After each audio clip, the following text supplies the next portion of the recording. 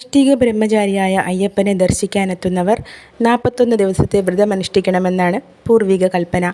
ഭഗവത് ചിന്ത ഒഴികെ മറ്റെല്ലാത്തിൽ നിന്നും മനസ്സിനെയും ശരീരത്തെയും മുക്തമാക്കി ഈശ്വരീയത ഉണർത്തി ഭഗവാനിൽ അർപ്പിക്കുന്നതിനുള്ള പരിശീലനമാണ് വ്രതകാലത്ത് നടക്കുന്നത്. ആത്മശക്തിയോടെ ശരീരത്തെ ഇണക്കിച്ചേർത്ത് പ്രാണശക്തി ഉണർത്തുന്ന പ്രക്രിയയാണിത്. കാലത്തെഴുന്നേറ്റ് കുളിച്ച് ശരീരം വൃത്തിയാക്കി പ്രാർത്ഥിക്കുന്നത് വൈകിട്ട് സന്ധ്യാസമയത്തും ആവർത്തിക്കണം. ഈ ദിവസങ്ങളിൽ മത്സ്യമാംസാദികൾ വർജിക്കണം. ബ്രഹ്മചര്യം പാലിക്കണം. മനസ്സും ശരീരവും മറ്റെല്ലാ ഐഹിക കാര്യങ്ങളിൽ നിന്നും മുക്തമാക്കുന്നതിനും അയ്യപ്പസ്വാമിയുടെ അനുഗ്രഹം ലഭിക്കുന്നതിനും ഈ വ്രതാനുഷ്ഠ സഹായിക്കും. ശബരിമലയ്ക്ക് പോകുന്നവർ വ്രതമുദ്ര ധരിച്ച്, അതായത് മനസ്സും ശരീരവും ശുദ്ധമാക്കി മാലയിട്ട് ഒരു മണ്ഡലകാല വ്രതം അനുഷ്ഠിക്കണം.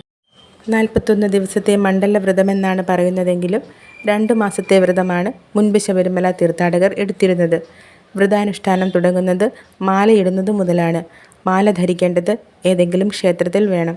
ശനിയാഴ്ച മാല ധരിക്കുന്നതാണ് ഉത്തമം. ഗുരുസ്വാമിയിൽ നിന്നോ ക്ഷേത്രത്തിലെ പൂജാരിയിൽ നിന്നോ മാല സ്വീകരിക്കണം. രുദ്രാക്ഷമാല അല്ലെങ്കിൽ തുളസിമാല ധരിക്കുന്നതാണ് ഉത്തമം. മുദ്രയണിഞ്ഞ ഭക്തൻ ആ നിമിഷം സംശുദ്ധനായി തീരുന്നു. അതിനുശേഷം എപ്പോഴും അയ്യപ്പസ്വാമിയെ ധ്യാനിക്കണം. സ്വാമി എന്നോ അയ്യപ്പൻ എന്നോ മാത്രമേ ഭക്തനെ വിളിക്കാവൂ. സ്വാമി ശരണം എന്ന ദിവ്യമന്ത്രം എല്ലാ സമയവും മനസ്സിൽ നിറഞ്ഞു നിൽക്കണം. ബ്രഹ്മചര്യം കർശനമായി പാലിക്കണം. ഐഹിക ചിന്തകൾ അരുത്. ദോഷങ്ങളൊന്നും പ്രവർത്തിക്കരുത്. ഭക്തനൊപ്പം വീട്ടുകാരും ഭഗവത് ചിന്തയോടെ കഴിയണം. ഭക്തന് മനസ്സമാധാനത്തോടെ കഴിയാനുള്ള അവസരം ഒരുക്കി നൽകണം.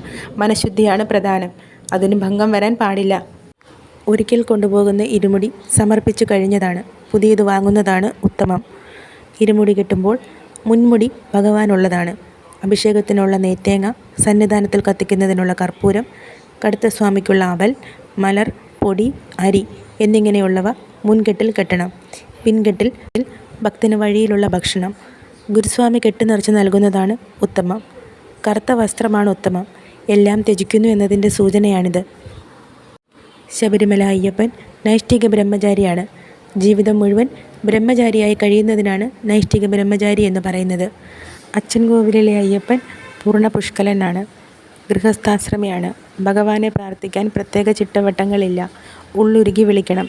സർവ്വവും ത്യജിക്കാൻ മനസ്സുണ്ടാകണം. ത്യാഗമാണ് ശബരിമല അയ്യപ്പൻ്റെ മുഖമുദ്ര. ഐഹിക സുഖങ്ങളിൽ നിന്നും ആത്മീയ സുഖത്തിലേക്കുള്ള യാത്രയാണിത്. വ്രതമെടുത്ത് ശബരിമല ദർശനം നടത്തി ആഗ്രഹ സാഫല്യത്തിന് പ്രാർത്ഥിച്ചാൽ മതി. ഒരു നിമിഷാർദ്ധത്തെ ദർശനം മതി. ആഗ്രഹങ്ങൾ ഏതൊക്കെ നടത്തിത്തരണമെന്ന് ഭഗവാൻ അറിയാം. ശബരിമല ദർശനത്തിന് 41 ദിവസത്തെ വ്രതമെടുത്ത് ഇരുമുടിക്കെട്ടുമായി വേണം എത്താൻ.